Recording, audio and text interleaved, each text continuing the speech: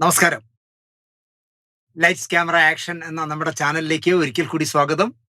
ഞാൻ നിങ്ങളുടെ ശാന്തിയുള്ള ദിനേശ്. നമ്മൾ ഇന്നലെ പറഞ്ഞു നിർത്തിയത് പി ഡേവിഡ് എന്ന് പറഞ്ഞ നിശ്ചല ഛായാഗ്രാഹകന്റെ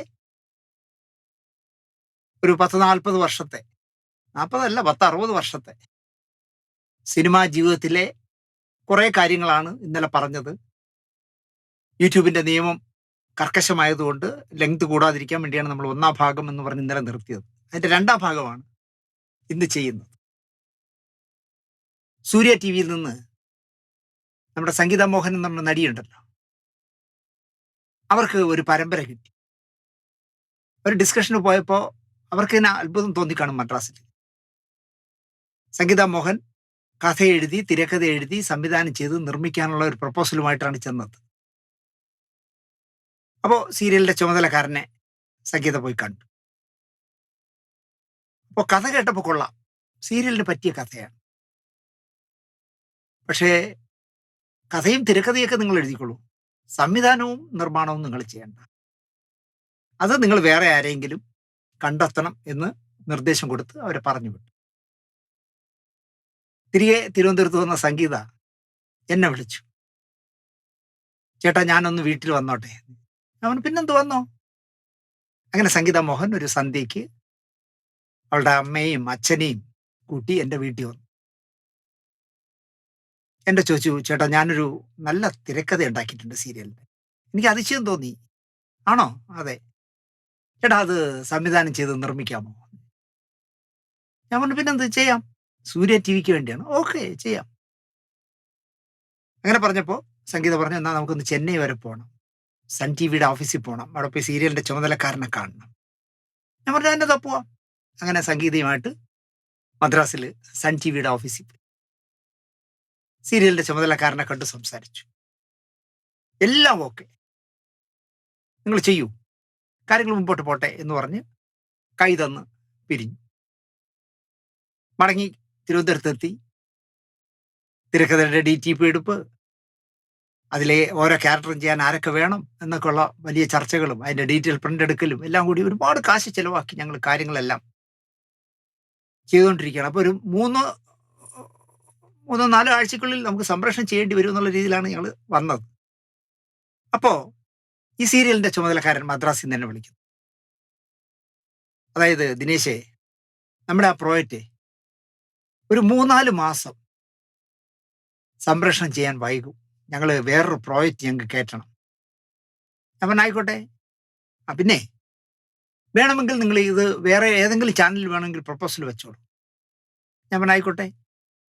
അല്ല, അങ്ങനെ ഏതെങ്കിലും ചാനൽ ഈ സീരിയൽ എടുക്കാം എന്ന് നിങ്ങളോട് പറഞ്ഞാൽ ആ വിവരം എന്നെ അറിയിക്കണേ, ഞങ്ങൾക്ക് അതെന്തിനാ. അല്ല, നിങ്ങൾ ഈ പ്രപ്പോസൽ വേറൊരു ചാനലിൽ കൊടുത്തു കഴിഞ്ഞാൽ പിന്നെ ഈ ഫയൽ ഇവിടെ സൂക്ഷിക്കണ്ടല്ലോ. ഞാൻ പറഞ്ഞ നിങ്ങളെ വിളിച്ച് പറയേണ്ട കാര്യമൊന്നുമില്ല, നിങ്ങളൊരു കാര്യം ചെയ്യൂ, ഞാൻ ഏതെങ്കിലും ഒരു ചാനലിൽ കൊടുത്ത് അപ്രൂവൽ ആവുന്നവരെയൊന്നും കാത്തിരിക്കേണ്ട, ആ ഫയൽ ഇപ്പം തന്നെ സൂര്യ ടി വിന്ന് എടുത്ത് മാറ്റിക്കോളൂ.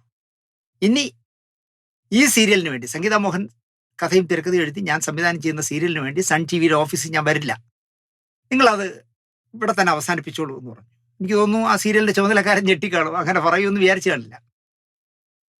സംഗീത മോഹൻ എന്ത് ചെയ്തെന്ന് വെച്ചാൽ എന്നോട് ചോദിക്കാതെ ഞാൻ എൻ്റെ കാശ് കൊടുത്ത് കഷ്ടപ്പെട്ട് DTPയും കുന്തും കുറച്ചൊക്കെ എല്ലാം ഒരു 10-30,000 രൂപ ചിലവാക്കി ഞാൻ ഉണ്ടാക്കിയെടുത്ത ആ പ്രപ്പോസൽ എന്നോട് ചോദിക്കാതെ വേറൊരു സംവിധായകന് കൊടുത്തു. അയാൾ എന്ത് ചെയ്തെന്ന് വെച്ചാൽ മഴവിൽ മനോരമയ്ക്ക് കൊടുത്ത് അത് സാങ്ഷനാക്കി. ആ സീരിയൽ സംപ്രേഷണം തുടങ്ങുന്നതിൻ്റെ അന്ന് എന്നെ സംഗീത വിളിച്ചു, ചേട്ടാ നമ്മൾ സൺ ടി വി കൊടുത്ത ആ പ്രപ്പോസലില്ലേ അവനതെ, അത് ഞാൻ വേറൊരാളിന് മഴവിൽ മനോരമ ചെയ്യാനായിട്ട് കൊടുത്തു, ഇന്ന് രാത്രി അതിന്റെ സംപ്രേഷണം തുടങ്ങുകയാണ്, ചേട്ടാ അനുഗ്രഹിക്കണം. ഞാനിതൊക്കെ ചിരിച്ചോണ്ട് പറയുന്ന ആളായോണ്ട് കുഴപ്പമില്ല. ഒരു 10-30,000 രൂപ പോയി എന്നോട് പറയാണ്, ചേട്ടാ ഒന്ന് എന്നെ അനുഗ്രഹിക്കണം. ഞാൻ പറഞ്ഞു പിന്നെന്ത്, എൻ്റെ അനുഗ്രഹം ഉണ്ടാവും, തീർച്ചയായിട്ടും നല്ല സീരിയൽ ആവട്ടെ സംഗീത, ചെയ്യൂ. സൺ ടി വിയുടെ മലയാളം, സൂര്യ ടി വിയുടെ ഫിക്ഷന്റെ ചുമതല അക്കാലത്ത് സജു ഡേവിഡ് എന്ന് പറഞ്ഞൊരു ചെറുപ്പക്കാരനായിരുന്നു. ഈ സജു ഡേവിഡ് നമ്മൾ ഇവിടെ പറയുന്ന കഥയിലെ നായകനായ നിശ്ചല ഛായാഗ്രാഹകൻ പി ഡേവിഡിന്റെ മകനാണെന്ന് ഞാൻ പിന്നെയാണ് വൈകിയാണ് ഞാൻ അറിഞ്ഞത്. അദ്ദേഹമാണ് എന്നെ വിളിച്ച് പറഞ്ഞത്, വേറൊരു ചാനലിൽ കൊടുക്കുകയാണെങ്കിൽ എന്നെ ഒന്ന് വിളിച്ച് പറയണേന്ന്. ഞാൻ പറഞ്ഞു, എൻ്റെ ഒന്നും ആവശ്യമില്ല, നിങ്ങൾ ആ ഫയലെടുത്ത് മാറ്റിക്കോ. ഞാൻ പിന്നെ ഒരിക്കലും സജു ഡേവിഡിനെ കാണാൻ സൺ ടി വിയിൽ പോയിട്ടില്ല. പോകില്ല. അതെൻ്റെ ഒരു വാശിയുടെ പ്രശ്നമാണ്. ഒരാൾ എന്നോട് പറഞ്ഞു, പി ഡേവിഡിനെ കണ്ട് നിങ്ങൾ കാര്യം പറഞ്ഞാൽ അദ്ദേഹം മകനോട് പറയും. അപ്പോൾ അദ്ദേഹം പറയും, മാന്യമായിട്ട് ഇടപെടണം, സിനിമാക്കാരനാണ്, ദിനേശിന് ചെയ്യാൻ പറ്റുന്നത് നീ സഹായം ചെയ്യണമെന്ന് അദ്ദേഹം പറയും. നിങ്ങൾ പോയി കാണുക എന്ന് പറഞ്ഞു. 10,000-30,000 രൂപ വെറുതെ പോയതല്ലേ, പോയി കാണുക എന്ന് പറഞ്ഞു. ഞാൻ പറഞ്ഞു, ഏയ്, ഞാൻ പി ഡേവിഡ് എന്ന് പറഞ്ഞൊരു വലിയ മനുഷ്യനെ പോയി കാണുകയോ അദ്ദേഹത്തോട് മകനോടൊന്ന് ശുപാർശ ചെയ്യണമെന്നോ ഞാൻ ഒരാളുടെയും ശുപാർശയ്ക്ക് പോകില്ല, ഞാൻ പോകില്ല. സജു ഡേവിഡ് ഇപ്പോഴും സൂര്യ ടി വിയിലുണ്ട്. പക്ഷെ ഫിക്ഷന്റെ ചുമതല അല്ല എന്ന് തോന്നുന്നു, വേറെ ഏതോ ചുമതലയാണ്. അതിനുശേഷം സജുനെ ഞാൻ കണ്ടിട്ടില്ല. ഞാനിപ്പോ സജു ഡേവിഡിനെ കുറിച്ച് പറഞ്ഞത് സാന്ദർഭികമായി പറഞ്ഞതാണ്, കാരണം പി ഡേവിഡിന്റെ മകനായതുകൊണ്ട് പറഞ്ഞതാണ്.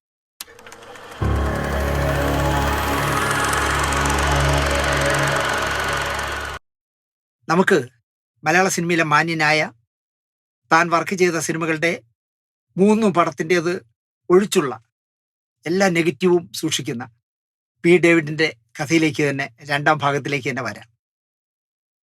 പി ഡേവിഡ് പറയുന്നത്, സിനിമയിൽ സ്റ്റില്ലെടുത്താൽ നമുക്ക് കഷ്ടപ്പെടുന്നതിനനുസരിച്ച് പൈസ കിട്ടില്ല, നേരെ മറിച്ച് 2 കല്യാണ ഓർഡർ കിട്ടിയാൽ സുഖമായി 1 മാസം ജീവിക്കാം എന്ന് പറയുന്ന നിശ്ചല ഛായാഗ്രാഹകനാണ് പി ഡേവിഡ്. അദ്ദേഹം പറയുന്നത് ശരിയായിരിക്കും. പക്ഷേ പി ഡേവിഡ് എന്ന നിശ്ചല ഛായാഗ്രാഹകൻ അറിയുന്നത് എം ടി വാസുദേവൻ നായർ തിരക്കഥ എഴുതിയ 13 സിനിമകളുടെ സ്റ്റില്ലെടുത്ത ഫോട്ടോഗ്രാഫറായിട്ടും വൈക്കം മുഹമ്മദ് ബഷീർ, കെ സുരേന്ദ്രൻ, പാറപ്പുറം, വി ടി നന്ദകുമാർ, പത്മരാജൻ തുടങ്ങി എത്രയോ പ്രശസ്തരായ സാഹിത്യകാരന്മാരുടെ സൃഷ്ടികൾ സിനിമയായപ്പോൾ അതിലെ കഥാപാത്രങ്ങളുടെയൊക്കെ സ്റ്റില്ലെടുത്ത മിടുക്കനായ ഫോട്ടോഗ്രാഫർ എന്നുള്ള നിലയിലായിരിക്കും അദ്ദേഹത്തെ അറിയപ്പെടുന്നത്. കല്യാണം എടുത്ത ഇത് ആരെങ്കിലും കാലങ്ങളോളം അല്ലെങ്കിൽ ചരിത്രത്തിൽ സൂക്ഷിക്കുക? ഒരിക്കലുമില്ല.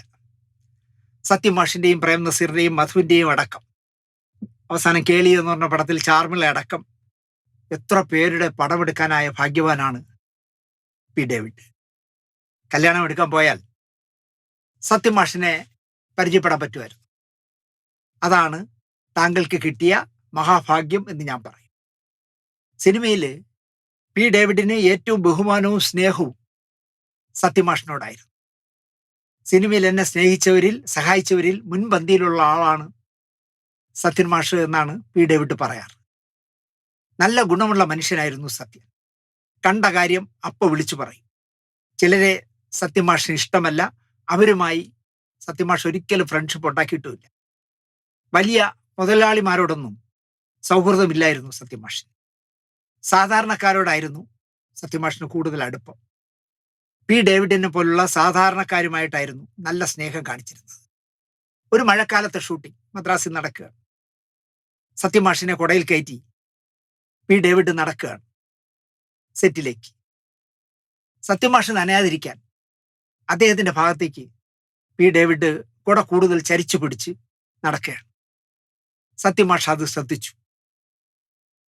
ഡേവിഡ് നന്നായി നനയുകയാണ് എന്ന് സത്യമാഷിന് മനസ്സിലായി. വളരെ സ്നേഹപൂർവ്വം അദ്ദേഹം പറഞ്ഞു, ഡേവിഡേ, നിന്റെ നേരെ തന്നെ കുട പിടിച്ച്, ഞാൻ മഴ നനഞ്ഞ് പനി പിടിച്ച് കിടന്നാൽ എന്നെ നോക്കാനും പരിചരിക്കാനും ഒരുപാട് പ്രൊഡ്യൂസർമാരുണ്ടാവും.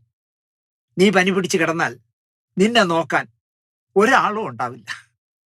മലയാളത്തിലെ ഏത് സിനിമാക്കാരൻ ഇങ്ങനെ പറയും? നിങ്ങൾ ആലോചിച്ചു. ഞാൻ നനഞ്ഞു കിടന്നാൽ ഒരുപാട് പ്രൊഡ്യൂസർമാർ ചെല്ലും ചെലവും തന്ന് എൻ്റെ വീട്ടിൽ നിൽക്കും പനി മാറ്റാൻ. പക്ഷേ ഡേവിഡിനെ പോലെ ഒരാൾ കിടന്നാൽ ഒരാളും തിരിഞ്ഞു നോക്കില്ല എന്നാണ് സത്യമാഷ് പറഞ്ഞത്. അതാണ് നമ്മൾ തമ്മിലുള്ള വ്യത്യാസം എന്നാണ് സത്യമാഷ് പറഞ്ഞത്. പകൽക്കിനാവ് എന്ന് പറഞ്ഞ സിനിമ വയനാട്ടിൽ ചിത്രീകരണം നടക്കുമ്പോൾ സത്യമാഷിന്റെ മുറിയിലായിരുന്നു പി ഡേവിഡിന്റെയും കിടപ്പ്. ഇന്നത്തെ ഏതെങ്കിലും ഒരു സൂപ്പർ സ്റ്റാർ കിടത്തുവോ? സിനിമാക്കാരനാകുന്നതിന് മുമ്പുള്ള ജീവിതകഥയൊക്കെ അപ്പോ സത്യമാഷ് ഡേവിഡിനോട് പറയുമായിരുന്നു. രാത്രിയുടെ ഇരുട്ടത്ത് കിടന്ന് ഉറക്കം വരാതിരിക്കുമ്പോൾ ഇതൊക്കെ ആയിരിക്കും പറയുന്നത്. വിമോചന സമരകാലത്ത് ആലപ്പുഴയിൽ SI ആയിരിക്കുന്ന സത്യനേശൻ നാടാർ എന്ന് പറഞ്ഞ SI SL പുരത്തിനെ അറസ്റ്റ് ചെയ്ത് സ്റ്റേഷനിൽ കൊണ്ടുവന്നതടക്കമുള്ള കഥകൾ ഡേവിഡിന് പറഞ്ഞു കൊടുത്തു. ഇത്രയും ഗഡ്സുള്ള ഒരു മനുഷ്യനെ ജീവിതത്തിൽ ഞാൻ കണ്ടിട്ടില്ല എന്നാണ് പി ഡേവിഡ് പറയുന്നത്.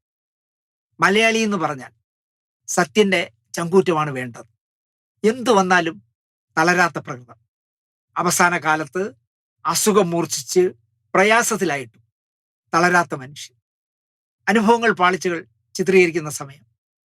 ബ്ലഡ് ക്യാൻസർ മൂർച്ഛിച്ച് നിൽക്കുന്ന സമയമാണ്. ഷൂട്ടിംഗ് നടക്കുന്നതിനിടയിൽ പുറത്തുപോയി സത്യമാഷ് രക്തം ഛർദ്ദിക്കും. അല്പം കഴിഞ്ഞ് ഒന്നും സംഭവിക്കാത്ത പോലെ ക്യാമറയ്ക്ക് മുന്നിൽ വന്ന് നിൽക്കും. ഇവിടെ തെർമോക്കോൾ ദേഹത്ത് തട്ടിയാൽ സ്കാൻ ചെയ്യണമെന്ന് പറഞ്ഞവന്മാരാണ് ഇപ്പൊ മലയാള സിനിമയിലുള്ളത്. അങ്ങനെ ഒരു വലിയ താരത്തിന് നമ്മൾ ആക്ഷേപിക്കാറുണ്ട്. തെർമോക്കോൾ ദേഹത്ത് തട്ടിയാൽ പറയും എനിക്കിപ്പം സ്കാൻ ചെയ്യണം എന്ന് പറയും.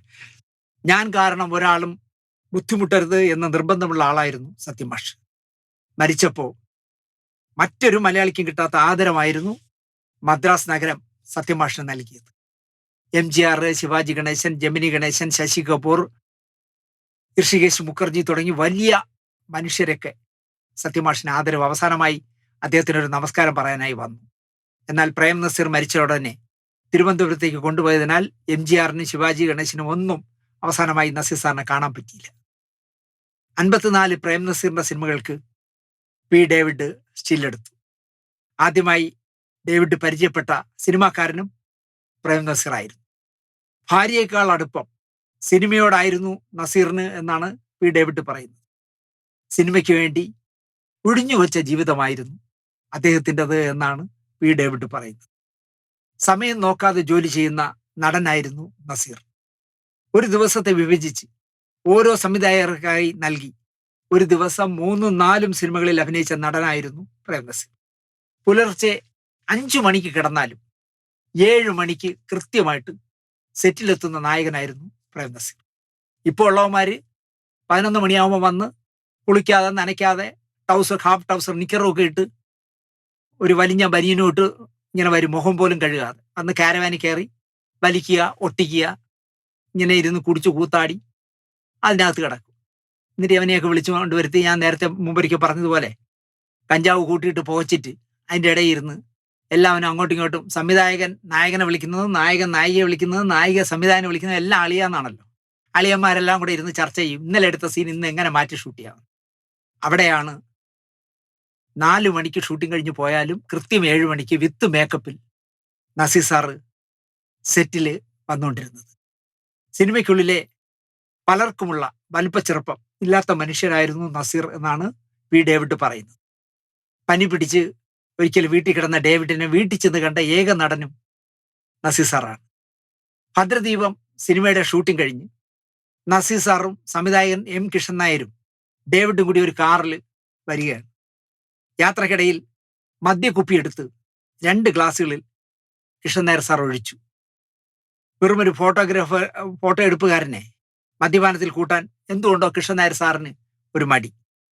അത് കണ്ട നസീർ സാർ ഒരു ഗ്ലാസ്സിൽ കൂടി മദ്യം ഒഴിപ്പിച്ചു. അത് ഡേവിഡിന് നൽകി.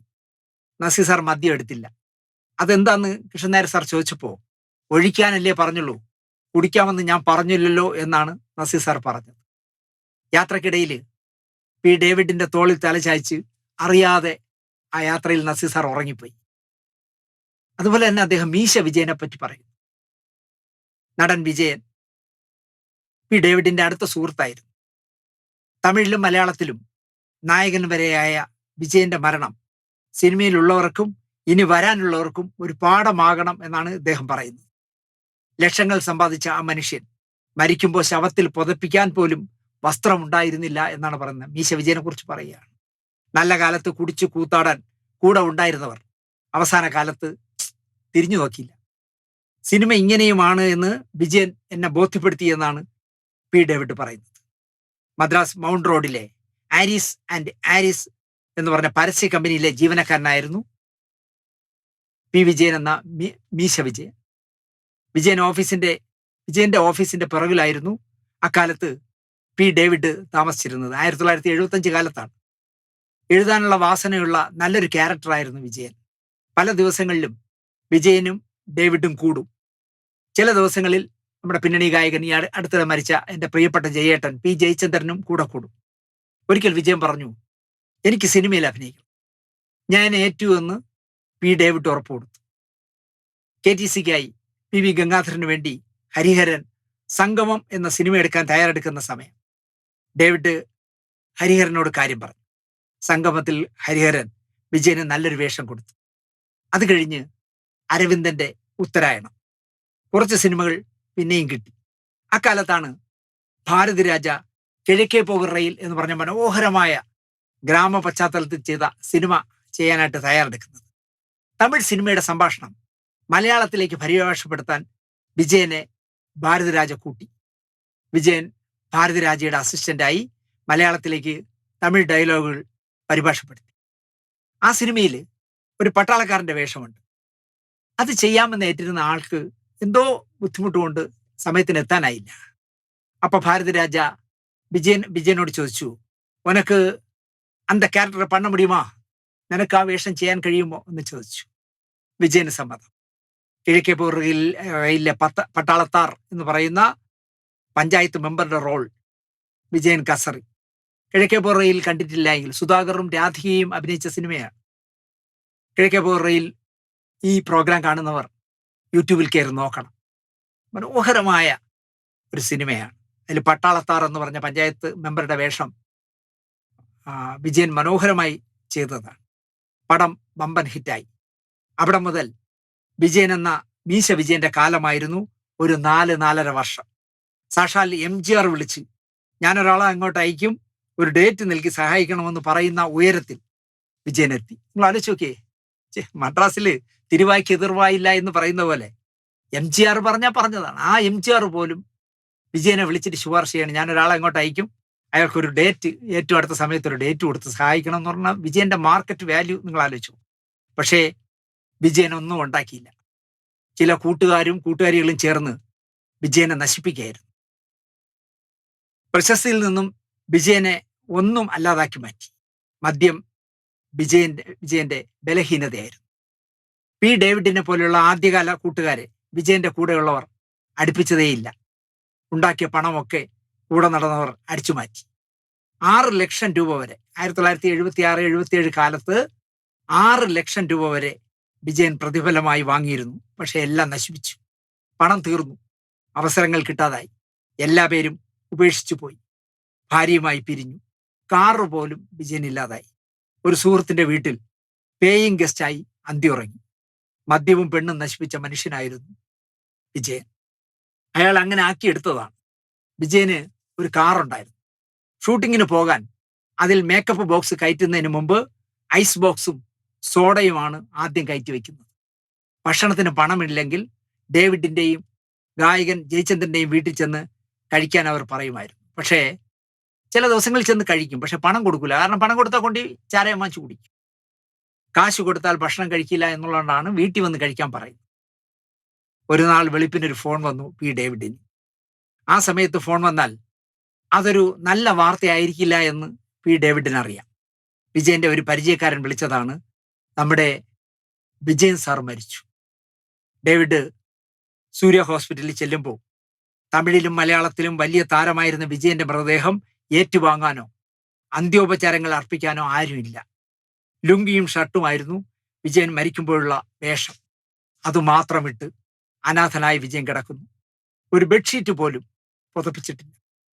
ആശുപത്രിയിൽ വേസ്റ്റുകൾ ഇടുന്ന ഒരു മുറിയിൽ ഒടിഞ്ഞ കസേരകൾക്കും ഒടിഞ്ഞ കട്ടിലുകൾക്കുമിടയിൽ ഒരു മൂലയിൽ ആരെയോ കാത്ത് വിജയൻ കിടക്കുന്നു.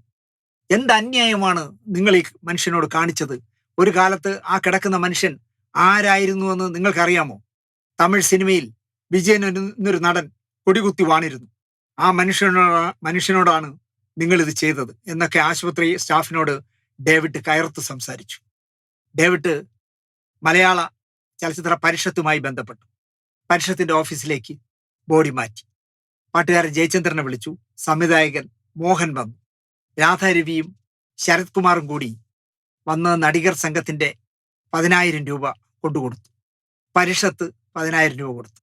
ലക്ഷങ്ങൾ പ്രതിഫലം വാങ്ങിയ വെലസിയ വിജയനെ പിരിവെടുത്ത് കൊണ്ടുപോയി കണ്ണമ്മാപ്പേട്ടിൽ സംസ്കരിച്ചു. ആ വലിയ മനുഷ്യൻ അഗ്നിക്ക് ഇരയാകുമ്പോൾ സിനിമാ രംഗത്ത് നിന്ന് ആകെ 8 പേരെ ഉണ്ടായിരുന്നു. സത്യമാഷും MS ബാബുരാജും അടക്കം മരിച്ചപ്പോൾ സാക്ഷിയായ പി ഡേവിഡ് പറയുന്നത് വിജയന്റെ മരണാനന്തര രംഗം വല്ലാത്തതായി എന്നാണ്. വിജയനെ വെച്ച് പണമുണ്ടാക്കിയ പലരും ഉണ്ടായിരുന്നു. വിജയന്റെ പണം തിന്നു തീർത്ത ആണും പെണ്ണും ഉണ്ടായിരുന്നു. അവസാനമായെന്ന് കണ്ടപ്പോൾ ഇവരാരും തിരിഞ്ഞു നോക്കിയില്ല. പാട്ടുകാരൻ ജയചന്ദ്രൻ ഡേവിഡിനോട് പറഞ്ഞത്, ഇതാണ് സിനിമയുടെ സ്ഥിതി, അവനത് മനസ്സിലാക്കാൻ പറ്റാതെ പോയി എന്നാണ് അദ്ദേഹം പറഞ്ഞത്. അതുപോലെ തന്നെ പി ഡേവിഡിനെ ഏറ്റവും കൂടുതൽ വേദനിപ്പിച്ച ഒരു കാര്യം അദ്ദേഹം പറയാറുണ്ട്. 28 വർഷം സിനിമ ഫീൽഡിൽ സജീവമായി നിന്ന 160-ൽ അധികം സിനിമകളിൽ പ്രവർത്തിച്ച പി ഡേവിഡിനെ വേദനിപ്പിച്ച സംഭവങ്ങളുണ്ട് അദ്ദേഹത്തിന് പറയാൻ. നമ്മുടെ ബാലചന്ദ്ര മേനോൻ, ഭരത് ഗോപി, മുരളി, പ്രതാപ് പോത്തൻ, KR വിജയ തുടങ്ങിയവരൊക്കെ ഈ നിശ്ചല ഛായാഗ്രാഹകനെ നൊമ്പരപ്പെടുത്തിയവരുടെ ലിസ്റ്റിലുള്ളവരാണ്. പക്ഷേ അദ്ദേഹം KR വിജയെക്കുറിച്ച് മാത്രം തുറന്നു പറയും. ഓർമ്മയിലുള്ള മറ്റുള്ളവർ നൽകിയ കൈപ്പേറിയ അനുഭവങ്ങൾ എന്തുകൊണ്ടോ അത് പറയാൻ പി ഡേവിഡ് ഇഷ്ടപ്പെടുന്നില്ല. ചില പ്രൊഡക്ഷൻ മാനേജർമാരും സ്റ്റിൽ ഫോട്ടോഗ്രാഫർമാരും നടീനടന്മാരുടെ പ്രീതി പിടിച്ചു പറ്റാൻ ചെല്ലുന്ന ഒരു പണിയുണ്ട്. ചിത്രത്തിന്റെ ആൽബം റെഡിയായാൽ അതും എടുത്തുകൊണ്ട് ഈ പറയുന്ന നടന്റെയോ നടിയുടെ വീട്ടിൽ ചെല്ലും. നടനോ നടിയോ ആൽബത്തിലെ ഓരോ പേജും മറിക്കുമ്പോൾ കോൾമീർ കൊള്ളും ഈ പടമെടുപ്പുകാരൻ. ഡേവിഡ് ഇത്തരം കാല് പിടിക്കലിന് ഒരിക്കലും പോയിട്ടേയില്ല. നമുക്ക് നമ്മുടെ തൊഴിൽ വലുതാണ്, അവർക്ക് അവരുടെ തൊഴിലും. സിനിമയിലെ മുന്തിയ പണിയല്ല സ്റ്റില്ലെടുക്കൽ എങ്കിലും ഈ പണി മോശമല്ല എന്ന ചിന്താഗതിക്കാരനാണ് പി ഡേവിഡ്. നടന്മാർ ഇരിക്കുന്നിടത്ത് കസേരയിട്ട് ഡേവിഡും ഇരിക്കും. ഈ സ്വാതന്ത്ര്യം കിട്ടാത്ത തമിഴ് സിനിമകൾ പലതും വന്നിട്ടും ഡേവിഡ് കൈകൊടുത്തില്ല. കൊക്കിലൊതുങ്ങുന്നതേ കൊത്താവൂ എന്ന ചിന്താഗതിക്കാരനാണ് പി ഡേവിഡ്. തമിഴ് സിനിമ മറ്റൊരു സ്റ്റൈലാണ്. MGR, ശിവാജി ഗണേശൻ എന്നൊക്കെ പറഞ്ഞാൽ അത് മറ്റൊരു ലോകമാണ്. ഇവർക്കൊക്കെ, MGRനും ശിവാജി ഗണേശനും ഒക്കെ പി ഡേവിഡിനെ അറിയാം. ഇവരുടെയൊക്കെ പടങ്ങൾ ഡേവിഡ് എടുത്തിട്ടുമുണ്ട്. ഇവരെ കാണുമ്പോൾ ഓച്ചാനിച്ച് നിൽക്കണം, സെറ്റിൽ അടിമയെ പോലെ ശ്വാസം പിടിച്ചു നിൽക്കണം. ഇതിനൊന്നും പി ഡേവിഡിനെ കിട്ടില്ല. ഒരു കുടുംബം പോലെയുള്ള മലയാള സിനിമാ രംഗത്തെ സ്വാതന്ത്ര്യമൊന്നും തമിഴിൽ കിട്ടില്ല. അതുകൊണ്ടാണ് തമിഴ് സിനിമകൾ ചെയ്യാത്തത് എന്നാണ് പി ഡേവിഡ് പറയുന്നത്. ഡേവിഡിന്റെ കരിയറിന്റെ തുടക്കത്തിൽ വേദനിപ്പിച്ച അഭിനേത്രിയായിരുന്നു KR വിജയ. അവർ കാരണം 2 സിനിമകൾ പി ഡേവിഡിന് നഷ്ടമായി. KR വിജയ നായികയാവുന്ന PB ഉണ്ണിയുടെ സിനിമയ്ക്ക് 101 രൂപ അഡ്വാൻസ് വാങ്ങി പടം തുടങ്ങി. തിരക്കുള്ള നായികയാണ് അന്ന് KR വിജയ. ഷൂട്ടിംഗ് 4-5 നാൾ കഴിഞ്ഞു. മെലിഞ്ഞ ഒരു പയ്യൻ പടമെടുക്കുന്നത് എന്തുകൊണ്ടോ KR വിജയ്ക്ക് ഇഷ്ടമായില്ല. അവർ പ്രൊഡ്യൂസറോട് എടുത്ത പടങ്ങളെല്ലാം കാണണമെന്ന് പറഞ്ഞു. ഡേവിഡ് ഫോട്ടോകൾ മുഴുവൻ കൊണ്ടൊന്ന് കാണിച്ചു. ഫോട്ടോകൾ നോക്കിയിട്ട് KR വിജയ് പറഞ്ഞ കമന്റ്, എന്റെ പടം ഇങ്ങനെ എടുക്കാമെന്ന് കാണിക്കുകയായിരിക്കും ഇയാൾ എന്നാണ് പറഞ്ഞത്. അതായത് മോശമായി പോയി, എടുത്ത പടം ഒന്നും കൊള്ളൂല എന്നുള്ള രീതിയിൽ പറയാണ്. എന്റെ പടം, എന്റെ മുഖം ഇങ്ങനെയൊക്കെ എടുക്കാം എന്ന് ഇയാൾ തെളിയിക്കുകയായിരിക്കും എന്നാണ് അവർ പറഞ്ഞത്. ക്യാമറ നുണ പറയില്ല, നമ്മൾ എടുക്കുന്നതേ അതിൽ വരൂ എന്ന് പി ഡേവിഡ് പറഞ്ഞു. KR വിജയ ആരോടും ചോദിക്കാതെ ഒരു തമിഴൻ ഫോട്ടോഗ്രാഫറെ വിളിച്ചു വരുത്തി പടം എടുക്കാനായിട്ട്. സംവിധായകന്റെയും ചോദിച്ചില്ല, നിർമ്മാതാവിന്റെയും ചോദിച്ചില്ല, നായകന്റെയും ചോദിച്ചില്ല. KR വിജയ്ക്ക് ഇങ്ങനെ ഒരു മുഖം ഉണ്ടെന്ന് എനിക്കറിയില്ലായിരുന്നു. അവരൊരു തമിഴിനെ വിളിച്ചു വരുത്തി പടം എടുക്കാൻ. ഇതൊക്കെ അറിഞ്ഞ സത്യമാഷ് അടക്കം അതിനെ എതിർത്തു. പക്ഷേ KR വിജയ വഴങ്ങിയില്ല. തമിഴൻ പടം എടുക്കാൻ തുടങ്ങിയപ്പോൾ ഡേവിഡ് തന്റെ ക്യാമറയും ബാഗും എടുത്ത് സെറ്റിൽ നിന്ന് ഇറങ്ങി. അടുത്ത സിനിമ അന്വേഷിച്ചു കണ്ടെത്തിയില്ല. ജനറൽ പിക്ചേഴ്സ് രവിയുടെ പടം. നായിക KR വിജയ എന്നറിഞ്ഞപ്പോൾ ഡേവിഡ് സ്വയം പിന്മാറി. ജനറൽ പിക്ചേഴ്സിന്റെ അടുത്ത പടം നസീർ സാർ നായകനാവുന്ന അച്ചാണിയായിരുന്നു. ജനറൽ പിക്ചേഴ്സിന്റെ ആ സിനിമ ഡേവിഡ് വർക്ക് ചെയ്തു. വർഷങ്ങൾ കഴിഞ്ഞു. ഹരിഹരന്റെ യാഗാശ്വം, പ്രേം നസീറും KR വിജയും ആണ് പ്രധാന വേഷക്കാർ. KR വിജയുടെ പ്രതാപകാലമല്ല, ഡേവിഡിനാണെങ്കിൽ സെറ്റിൽ നിന്നും സെറ്റിലേക്ക് ഓടുന്ന കാലവുമാണ്. പ്രശ്നങ്ങൾ ഒന്നും ഉണ്ടാക്കിയില്ല KR വിജയ. ഏതാനും വർഷങ്ങൾ പിന്നെയും കഴിഞ്ഞു. NN പിഷാരടിയുടെ കഥയ്ക്ക് MT വാസുദേവൻ നായർ തിരക്കഥ എഴുതി. ഹരിഹരൻ സംവിധാനം ചെയ്യുന്ന, പിന്നീട് നടനായി മാറിയ മോഹൻ എന്ന് പറഞ്ഞ, പിന്നീട് നടനായി മാറിയപ്പോൾ ദേവൻ എന്നായ നമ്മുടെ ദേവേട്ടനാണ് പ്രൊഡ്യൂസർ. ഹരിഹരനാണ് സംവിധാനം. വെള്ളം. പ്രേം നസീറും മധുവും ഷീലയും ശ്രീവിദ്യയുമായിരുന്നു വെള്ളത്തിലെ പ്രധാന വേഷക്കാർ. പടത്തിന്റെ 3/4 ഭാഗം ചിത്രീകരിച്ചു കഴിഞ്ഞപ്പോൾ പ്രേം നസീറുമായിട്ടുള്ള എന്തോ പ്രശ്നത്താൽ ഷീല അഭിനയത്തിൽ നിന്ന് പിന്മാറി. പകരം KR വിജയ് വെച്ച് ആ റോൾ റീടേക്ക് ചെയ്തു. വെള്ളം ഷൂട്ടിംഗ് തീർന്നപ്പോൾ KR വിജയ വെള്ളത്തിന്റെ ആൽബം കണ്ടു. ഡേവിഡിനെ KR വിജയ ഫോണിൽ വിളിച്ചു. അതിലെ 2 ഫോട്ടോകൾ അവർക്ക് വല്ലാത്ത ഇഷ്ടമായി.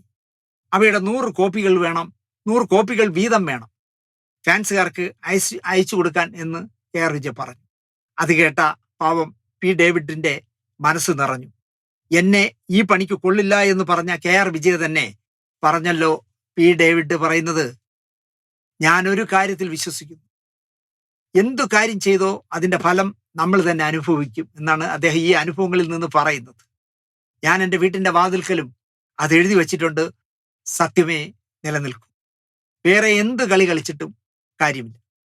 വ്യഭിചാരം മാത്രം തൊഴിലായി സ്വീകരിച്ച് സിനിമയിൽ അഭിനയിക്കുന്ന ചില നടിമാരെ എനിക്കറിയാം.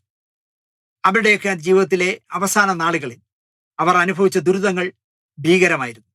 ഗതികെട്ട്, പണമില്ലാതെ, ആർക്കും വേണ്ടാതെ, തമിഴൻ പറയും പോലെ തൊഴിലേ ദൈവം എന്ന് പറഞ്ഞ് തൊഴിലിനെ നിന്ദിച്ചവർ അനുഭവിച്ചിട്ടേ ഉള്ളൂ.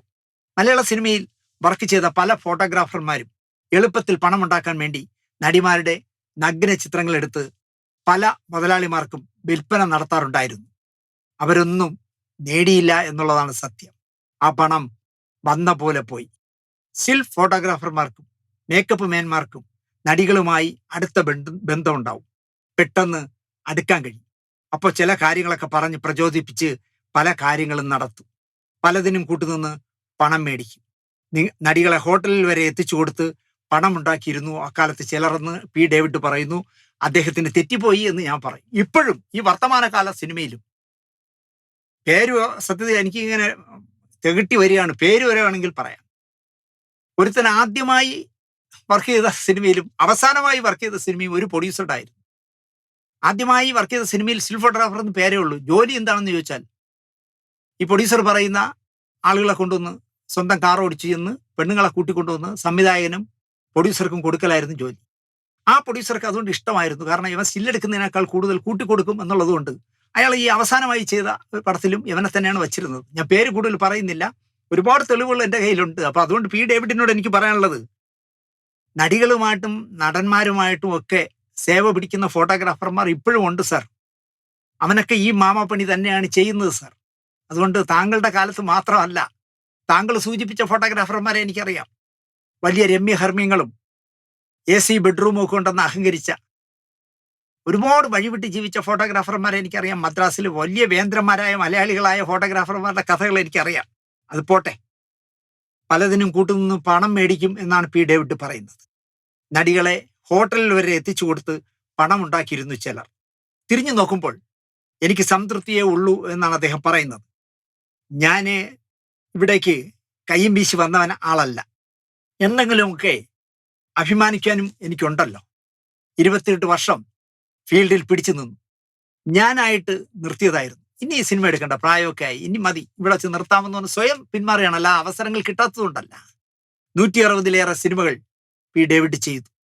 കാര്യമായി ഒന്നും സമ്പാദിക്കാനായില്ല എങ്കിലും കയറിക്കിടക്കാൻ ഒരിടം മദ്രാസിൽ ഉണ്ടാക്കിയെടുത്തു. ചീത്തപ്പേര് ഇതുവരെ കേൾപ്പിച്ചിട്ടില്ല. മാത്രമല്ല, സിനിമാ ജീവിതം ഒരുപാട് അനുഭവങ്ങളും പാഠങ്ങളും എനിക്ക് തന്നു. ഒരു സ്റ്റിൽ ഫോട്ടോഗ്രാഫറായ എനിക്ക് ഇതൊക്കെ തന്നെ ധാരാളം. ഇതാണ് രണ്ടാം ഭാഗത്തിൽ എന്താ പറയാ അദ്ദേഹം പറഞ്ഞ. എനിക്കിപ്പോ ഈ ഡ്യൂറേഷൻ, ഇതിന്റെ ലെങ്ത് ഭയങ്കര പേടിയായതുകൊണ്ട് ഞാൻ ഒരുപാട് എഴുതി കൂട്ടാത്തതാണ്. ഒരുപാട് പറയാനുണ്ട്. അദ്ദേഹം സംസാരിച്ചതിൽ ശ്രീകുമാരൻ തമ്പി, ജയനും ലതയുമായിട്ടുള്ള പ്രേമം, സുധീർ, ബാലങ്കെ നായർ, മോഹൻലാൽ, റാണിചന്ദ്ര, വിജയശ്രീ തുടങ്ങി ഒരുപാട് പേരെ കുറിച്ച് ഇദ്ദേഹം സംസാരിക്കുന്നത് പറയാനുണ്ട്. അത് പിന്നീട് ഒരിക്കൽ പറയാം എന്ന് ഞാൻ പറയുന്നു.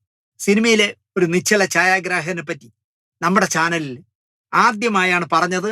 അതും 2 എപ്പിസോഡ് അദ്ദേഹത്തെക്കുറിച്ച് ചെയ്തു. 2010, അതായത് 15 വർഷം മുമ്പ് മാതൃഭൂമി വാരികയ്ക്കായി സക്കീർ ഹുസൈൻ നടത്തിയ ദീർഘമായ അഭിമുഖത്തിലെ പലതും ഈ 2 എപ്പിസോഡിൽ ഞാൻ ചേർത്തിട്ടുണ്ട്. എനിക്ക് അപരിചിതനായ സക്കീർ ഹുസൈനും പി. ഡേവിഡിനും മാതൃഭൂമി വാരികയ്ക്കും ഇവിടെ ഒരു നല്ല നമസ്കാരം പറഞ്ഞുകൊണ്ട്, മലയാള സിനിമയുടെ ചരിത്രം തന്നെ ഒരു സ്റ്റിൽ ഫോട്ടോഗ്രാഫറുടെ ചരിത്രമായി മാറുന്ന വ്യക്തിത്വമാണ് പി. ഡേവിഡിൻ്റെത്. അദ്ദേഹത്തിൻ്റെ ഇന്നലെകളെക്കുറിച്ച്, അദ്ദേഹത്തിൻ്റെ ചിന്തകളെക്കുറിച്ച്, അദ്ദേഹത്തിൻ്റെ സ്വഭാവ രീതിയെക്കുറിച്ച് ഒക്കെ, കൂട്ടത്തിൽ അദ്ദേഹത്തിൻ്റെ മകൻ സജു ഡേവിഡിനെ കുറിച്ചും എനിക്ക് ഈ 2 എപ്പിസോഡ് പറയുന്നതിനിടയിൽ ഓർക്കാൻ പറ്റി. ഇനിയും പി. ഡേവിഡിനെ കുറിച്ച് മനോഹരമായ കഥകൾ പറയാം എന്ന് ഉറപ്പ് നൽകിക്കൊണ്ട് ഒരുപാട് കാലം മലയാളത്തിലെ പത്രങ്ങൾക്കും വാരികകൾക്കും ഒക്കെ, അല്ലെങ്കിൽ ചലച്ചിത്ര അക്കാദമി പോലുള്ള സ്ഥാപനങ്ങൾ നടത്തുന്ന ഫോട്ടോ പ്രദർശനങ്ങൾക്കൊക്കെ പി ഡേവിഡിന്റെ മനോഹരമായ ബ്ലാക്ക് ആൻഡ് വൈറ്റിൽ സുന്ദരമായ ഫോട്ടോകൾ, ആയിരക്കണക്കിന് ഫോട്ടോകൾ എടുത്ത പി ഡേവിഡിന്റെ പടങ്ങൾ മലയാളിക്ക് കാണാൻ ഇനിയും അവസരമുണ്ടാകട്ടെ. അതിനുവേണ്ടി അദ്ദേഹത്തിന് ആയുസ്സും ആരോഗ്യവും നൽകി സഹായിക്കട്ടെ എന്ന് പ്രാർത്ഥിച്ചുകൊണ്ട് ഈ രണ്ടാമത്തെ എപ്പിസോഡ് ഇവിടെ അവസാനിപ്പിക്കുന്നു. ഒരിക്കൽ കൂടി നിങ്ങൾക്ക് എല്ലാവർക്കും നന്ദി, നമസ്കാരം.